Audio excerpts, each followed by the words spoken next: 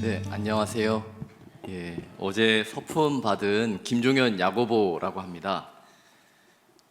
축하해 주시기 위해 이렇게 이곳까지 오시고 또 기쁨을 나누기 위해 오신 모든 분들께 감사드리고, 특히나 앞서 신부님들 말씀하셨던 것처럼 그렇게 도와주시고 물질적이든 영적이든 여러 가지 방식으로 도와주시고 사랑으로 키워주셔서 정말 감사드립니다. 진심으로 감사드립니다.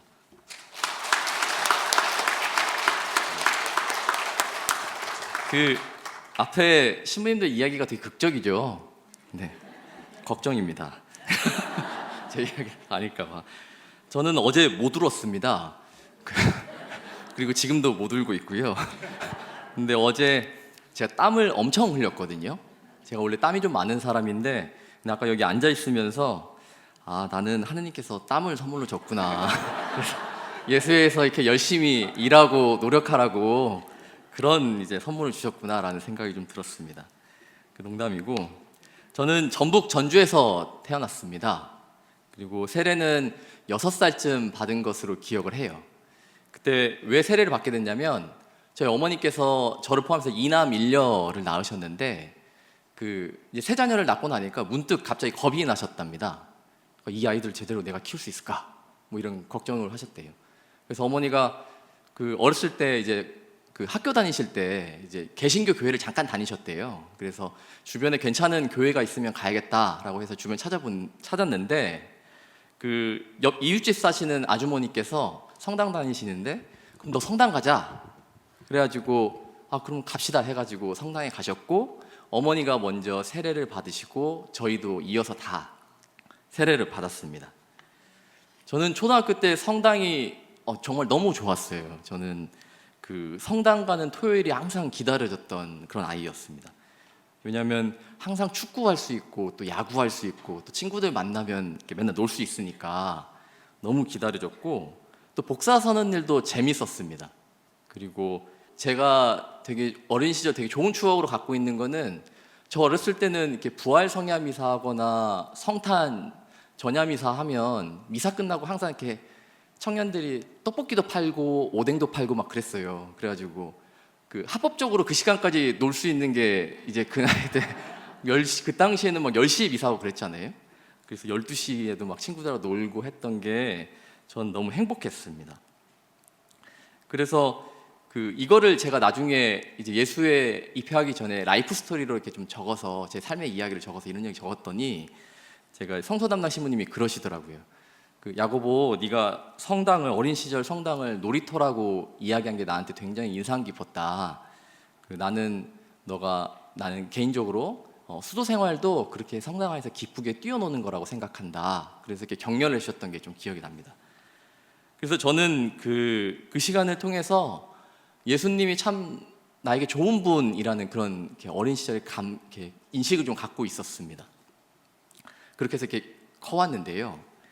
근데 이제 저도 이제 평범한 중고등학생들처럼 이제 성당을 안 나가잖아요. 여기 자녀분들도 많이 그러셨을 거라 생각하는데, 그래서 그냥 주일 미사 정도 지키는 학생이었고요. 군대도 다녀오고, 그리고 대학을 다니면서도 그냥 이제 주일 미사 정도만 이렇게 좀 지키는 그런 사람이었습니다. 특별히 성당 활동을 하거나 봉사 활동을 더 많이 하거나 그러진 않았습니다.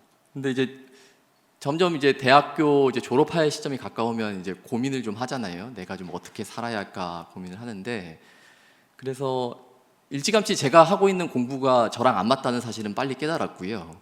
그래서 그렇지만 제가 선택한 전공이니까 계속 해야 한다는 것 때문에 어거지로 지금 하고 있었습니다.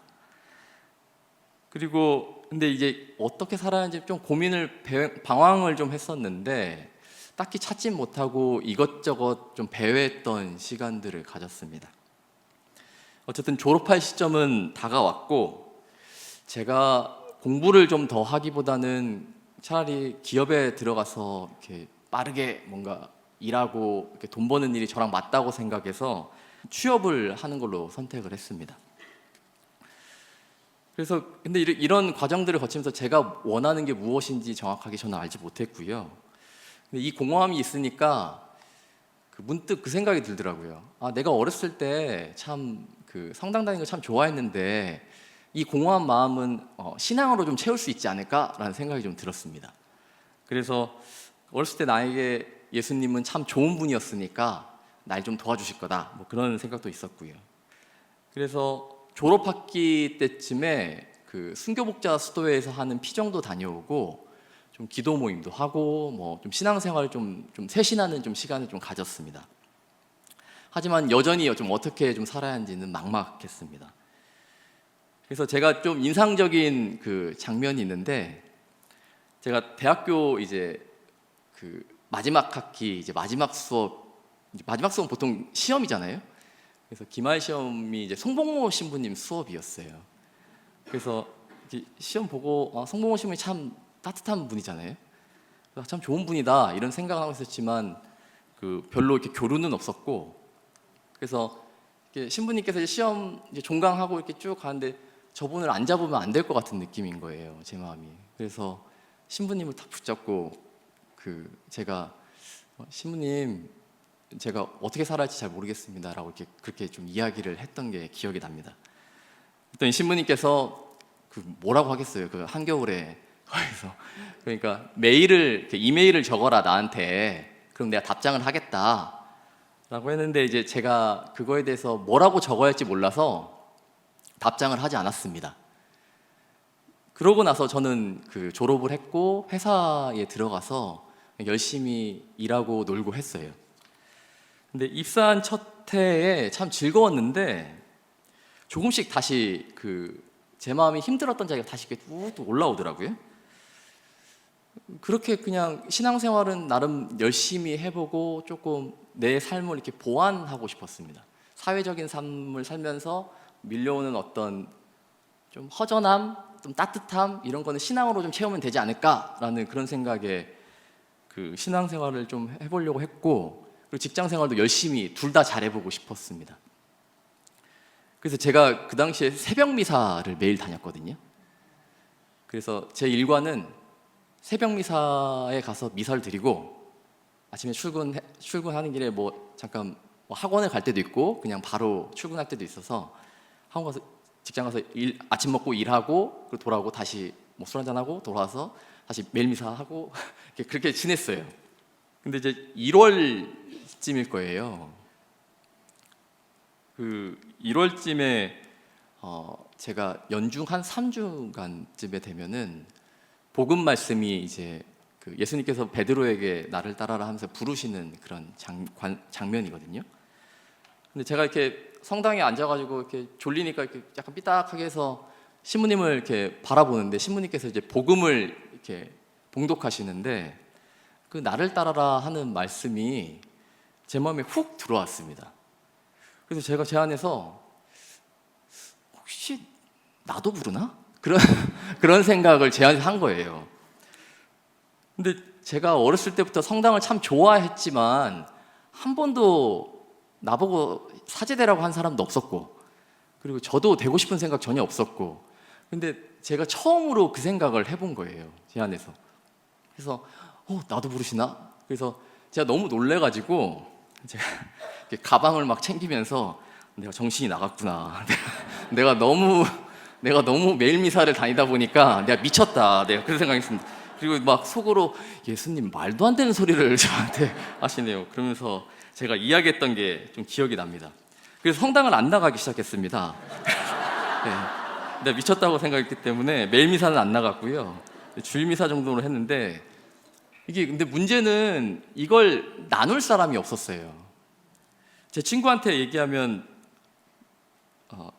딴 얘기지만 제 친구가 제가 나중에 입회한다고 하니까 너 신자였냐고 물어보더라고요.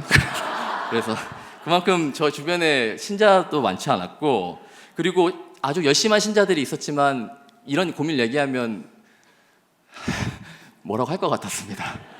그래서 한 5, 6개월을 좀 고민을 했어요. 근데 이 마음이 잘 안 떠나는 거예요. 그래서 이걸 좀 털어내야겠다라는 생각이 들어서 제가 예수의 성서실에 전화를 했습니다. 그때 이제 여름이 된 거죠. 그때 이제 이유는 예수의 전화한 이유는 제가 서강대학교를 다녔거든요. 그래서 뭐 처음 만난 수도회고 뭐 예수회원들은 거의 모르지만 그래도 거기 한번 가봐야겠다. 그래서 내 고민을 좀 이야기를 해야겠다. 그래서 찾아갔고 여기 바로 지금 앞에 있는 건물에 갔습니다.